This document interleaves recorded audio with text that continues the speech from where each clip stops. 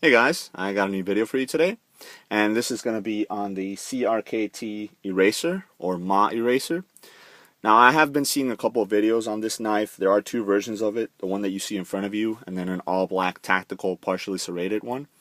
And I was kind of intrigued on it, but it wasn't a knife that I was completely set on. I really want to purchase it. I want to go out there and get it.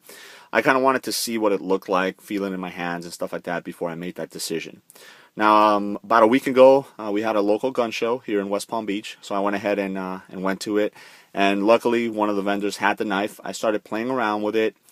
I really liked it at first, but I wasn't convinced. Walked around, came back to it, started playing a little bit with it again, and went ahead and pulled the trigger on it. And I'm really glad I did.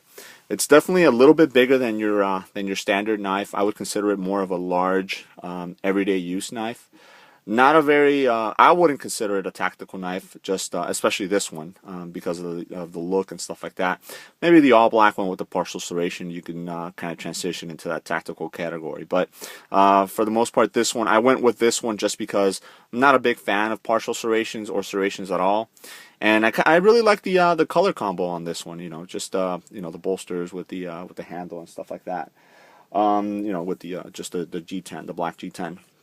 One of the first things that I did notice is the weight on this. It is definitely a little bit heavier than I would expect it. It comes in at 6.2 ounces. So like I said, it is a large everyday use knife, but it is a little bit larger and heavier. So it just depends on what your EDC is like. One of the cool things that I did find is the pocket clip is removable and reversible, and you have a four-way pocket clip, tip up or tip down.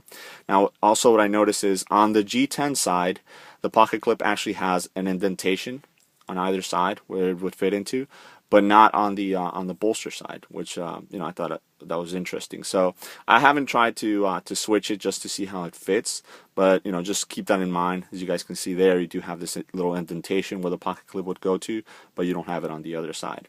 Obviously, there's no thumb studs on this. It's a completely flipper manual design, and it's not assisted. But what I did find is it does take a little bit of pressure to go ahead and actuate the flipper, and that little bit of pressure actually gives you it makes the blade actually come out really nicely. So here you go, you'll see. So obviously, it engages really nice. Lockup is very nice and tight. No blade play left or right, up or down. The length on the blade itself is 3.8 inches. So you get almost a 4-inch blade on there, which is really nice. The flipper does come down to become a finger guard, which is really nice too. So you don't have to worry if you do start, getting a little bit heavier cutting out of this, that your finger is going to slip. And because of the way that the handle and the blade come together, it actually forces your thumb to come a little bit, more forward on the blade itself, especially if you're going to do more intricate cutting and things like that. So I thought that was really nice. Obviously, as you guys can see, the design on the blade itself is a little bit different. It's a reverse tanto, or a modified tanto, I should say. I'm sorry. It's a high hollow ground blade with the modified tanto. I mean, it's a very subtle tanto tip that it comes out into. And you get this swedge on the top too, which makes it look really nice. This is an AUS 8 blade, so obviously sharpening is going to be pretty easy. And as you guys can see there, you get the Mah Eraser on this side, and then just the CRKT on the other, which is really nice. This is a liner lock also, as you guys can see there, and there is a little bit of serration on the liner lock itself, which makes it easy to disengage the blade itself. Then go ahead and open it. Now this does have the locks system that a lot of CRKT knives bring.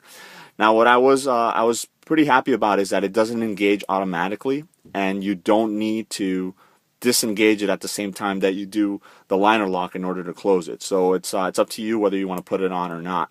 And basically what this is it helps you to not disengage the liner lock. So it basically turns the knife into a fixed blade knife.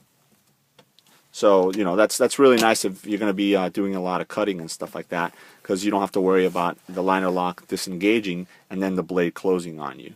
So basically, as you guys can see there, I engaged it.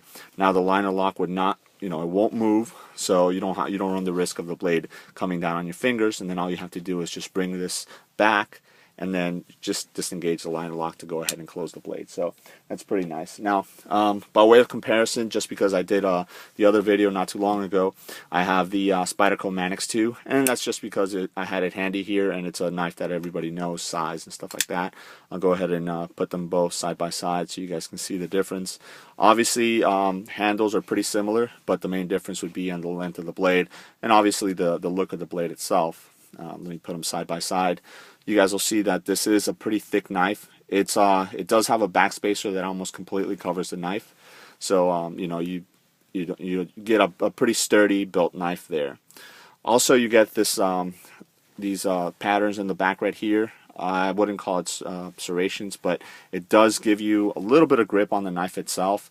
I wouldn't say the ones right back here, not so much. This is it's going to be more for just to kind of follow that pattern, but you guys can correct me if I'm wrong. And then you get a pretty nice sizable lanyard hole there if you want to go ahead and put a lanyard on this.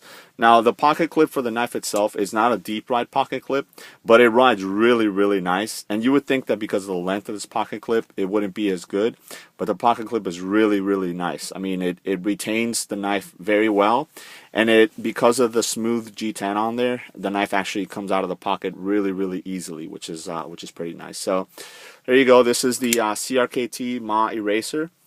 Definitely, I would recommend this knife, but I would say, just like myself, if you have a chance to check it out before you purchase it, go ahead and do that.